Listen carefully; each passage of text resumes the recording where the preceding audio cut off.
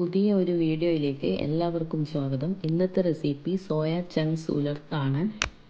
Soya chunks 5 minute തിളപ്പിച്ച ശേഷം വെള്ളം ഊറ്റിക്കളഞ്ഞ് കഷ്ണങ്ങളാക്കുക. ഒരു ചട്ടി അടുപ്പിൽ വെച്ച് ചൂടാകുമ്പോൾ അതിലേക്ക് 3 ടേബിൾ സ്പൂൺ വെളിച്ചെണ്ണ ഒഴിച്ച് ഇഞ്ചി വെളുത്തുള്ളി ചതച്ചത് ചേർത്ത് വഴറ്റുക. ശേഷം 2 സവാള അരിഞ്ഞതും ഉപ്പും ചേർത്ത് ഗോൾഡൻ കളറാകുന്നത് വരെ വഴറ്റുക.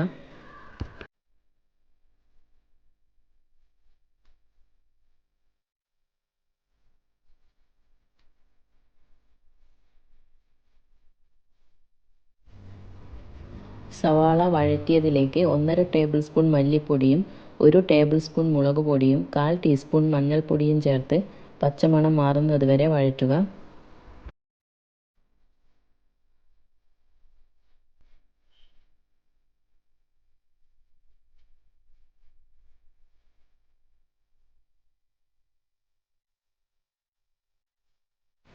ഒരു തക്കാളി ചെറുതായി അരിഞ്ഞതും 2 പച്ചമുളക് കീറിയതും ചേർത്ത് വഴറ്റിയ ശേഷം അതിലേക്ക് സോയ ചങ്ക്സ് ചേർത്ത് ഇളക്കി യോജിപ്പിച്ച് ചെറിയ തീയിൽ 5 മിനിറ്റ് അടച്ചു വെച്ച് വേവിക്കുക.